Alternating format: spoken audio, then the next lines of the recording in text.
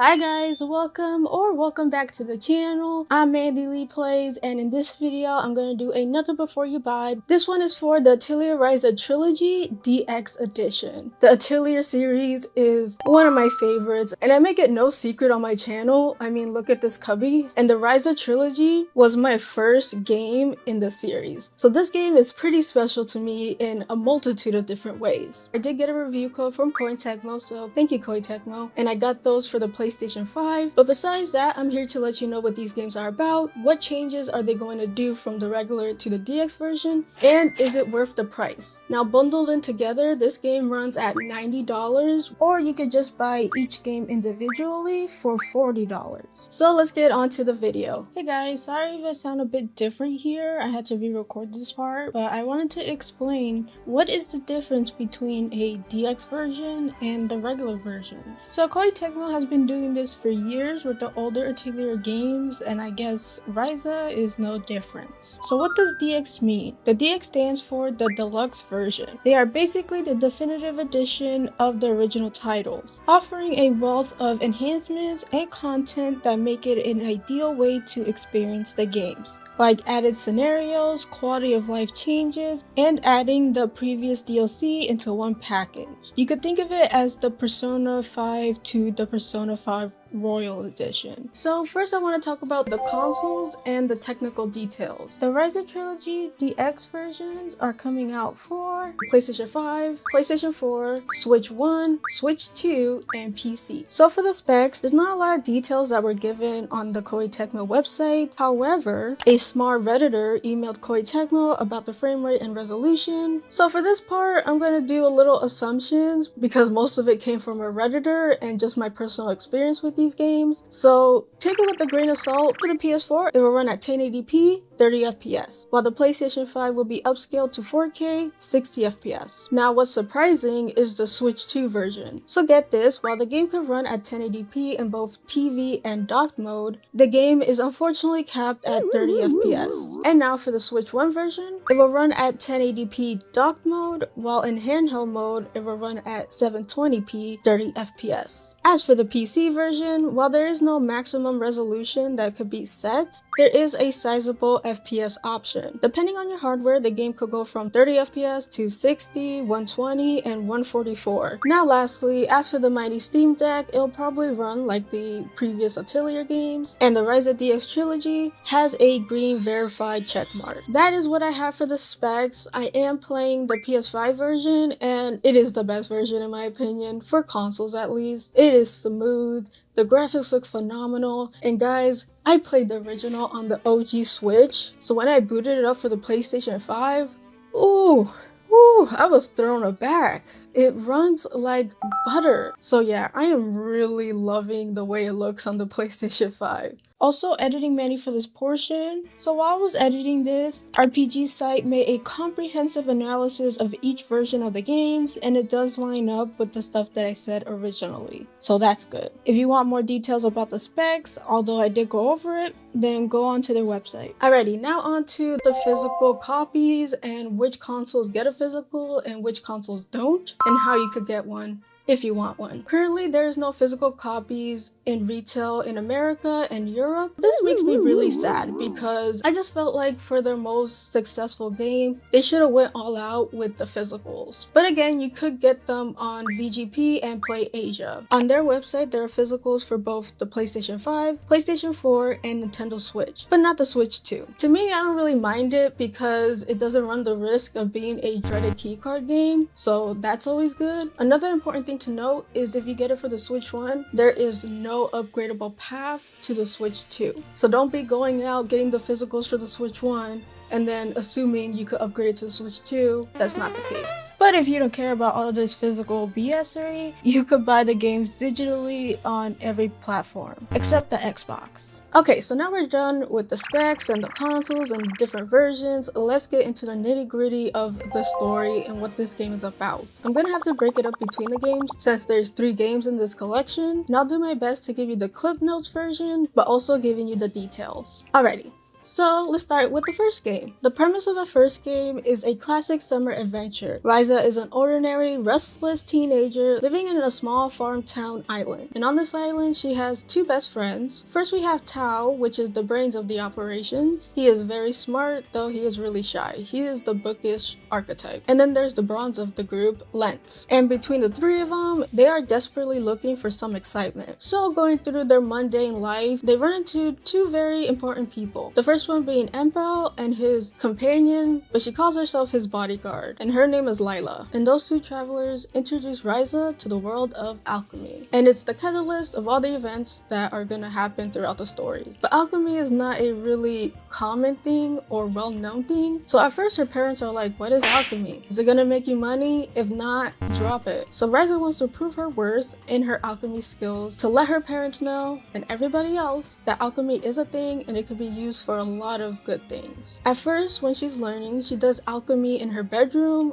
but it becomes clear that it's getting kind of cluttered. So her and her friends move their operations to a secret cottage that they found. And she dedicates her summer to learning alchemy and exploring the different areas and ruins. Oh, and they added a new friend to the list, Claudia. However, the fun does turn sour and serious when they uncover a hidden ancient secret tied to the island's history. It is a very typical coming-of-age story. I really love Ryza as a character. She's a very bubbly person and very sweet, although she's not scared to say what's on her mind, even the negative thoughts, which I honestly enjoyed. And that's pretty much the synopsis of the first game. Now on to the second game. Now this takes place a few years after the events of the first game. Ryza is a more skilled alchemist and she's way more confident. But she still lives in her little island town until she gets a letter to come over to the capital. Now this letter comes from Tao, who went to the capital to study. But now he wants to research ancient ruins, and a good person to help with that is Ryza. And this is what brings the whole party back together. The whole mystery of this game begins with an egg that Ryza receives from the bully's father. It's a long story. And soon enough, this little egg hatches into a creature that she names Fi or Fi. Fi's or Fi's existence is deeply connected to the history of these ruins and helps the team a lot throughout them. So it's another summer adventure, but in a different place and with different stakes, and I honestly really enjoyed it. But let's move on to my favorite game in all of Atelier franchise, Atelier Ryza 3. This is the conclusion of the trilogy and it takes place about a year after the events of Ryza 2. So like every other game in this trilogy, they want to start a new summer adventure. And they kind of sense that this will be their last summer adventure until they fully grow up and have things to do, which understandable. This journey is sparked by a massive global event, a cluster of mysterious new islands called the Kirk Islands, causing catastrophic problems. Simultaneously, Ryza hears a strange voice beckoning her to synthesize an object of unlimited power, the secret key. Name drop. The third game is all about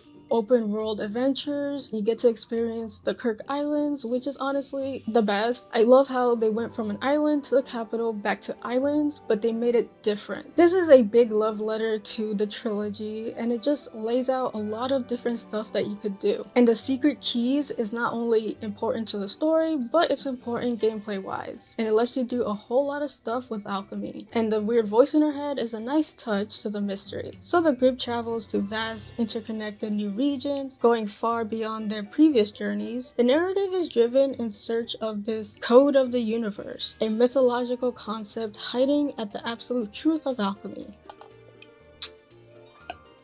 That was a lot. Sorry if it was a little bit longer, but I am covering 3 games, so. Now moving on to the gameplay. While the story evolves across the trilogy, the core gameplay loop centered on alchemy, gathering, and combat remains consistent, with key improvements and new systems added with each title. Since across all of my Atelier coverage, I've gone on nauseam about the gameplay, I'm going to try to keep this one brief. So before we get into it though, I would like to say that the Ryza games are great for newcomers, not just because it was the games that got me into the series, but by design, it's really easy to follow compared to the other games. Gameplay is going to be broken up into 3 parts: gathering, combat, and synthesizing. For gathering, this is a very important step, and the primary goal is to collect materials needed for alchemy recipes. Players can interact with plants, rocks, and water sources to gather ingredients. You could do this by just picking it up, whacking it with your staff, or using special items that you synthesize in your Atelier. So that's basically how it is for all 3 of the games. So for the combat, the party engages in fast-paced, real-time, turn-based hybrid battles. Whew, that was a mouthful. And all 3 of the games share that trait, although there are little differences between each game. For example, the 3rd game has the secret keys, which you can use in battle for a multitude of different things. So that's why I'm not really going into depth on each game's battle mechanics, because they're basically the same, but they just improve over time. Now I'm going to explain the synthesizing. I won't go too much in detail with the nitty-gritty, mainly because we'll be here for a long time. So I'm just going to give you the basics of what you need to know. The basics of the synthesizing is mainly the loop system. So basically the loop system comes with 4 elements: fire, water, lightning, and wind, and different elements give you different properties. So if you put material that corresponds with its element, it becomes stronger. Now the whole name of the game when it comes to synthesizing is getting the best effects and traits. Effects and traits are basically what a material has that you could carry on to the end product. And also through the material loop, you could encounter a loop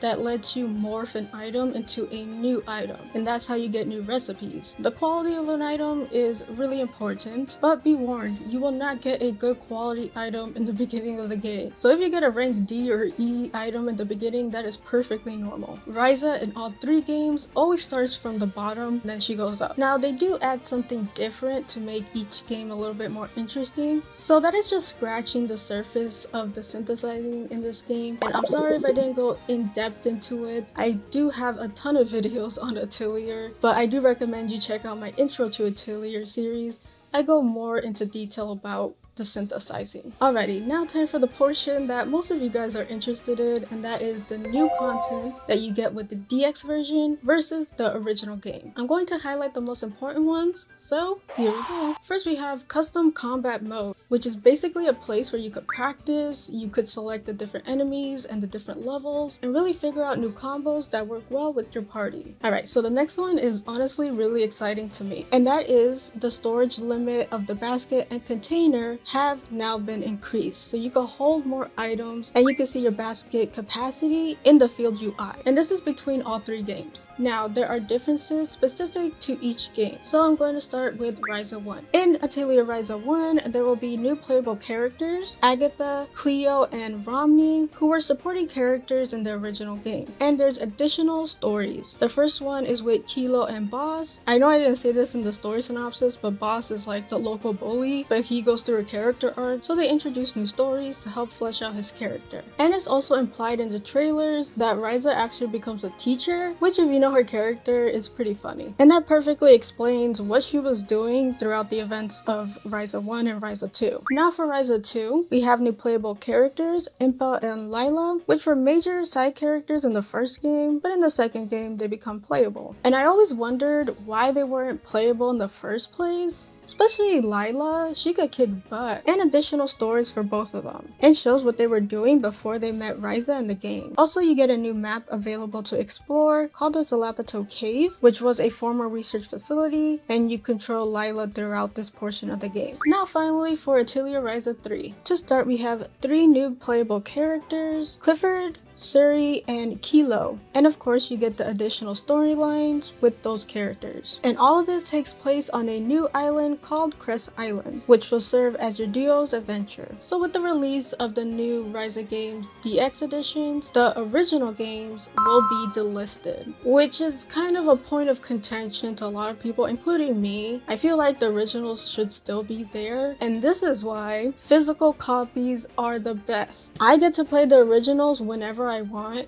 because I have a physical copy of them. This is why it's important to have your physical copies, guys. I'm not just flipping out over key cards for nothing. I mean, for me, since I have the original copies physically, the price will go up and it will become a collector's edition, so yay. But again, I don't like the practice of delisting games. So that is it for today's video. If you guys enjoyed, then please hit that like button, would appreciate it, and subscribe if you're not yet subscribed, plus hit that hype button. Also, please let me know any questions or comments that you have in the comment section down below. I would love to hear it. You can find me on my socials at Mandyleeplays. I hope you guys have a beautiful day, and as always, play a good game. Peace.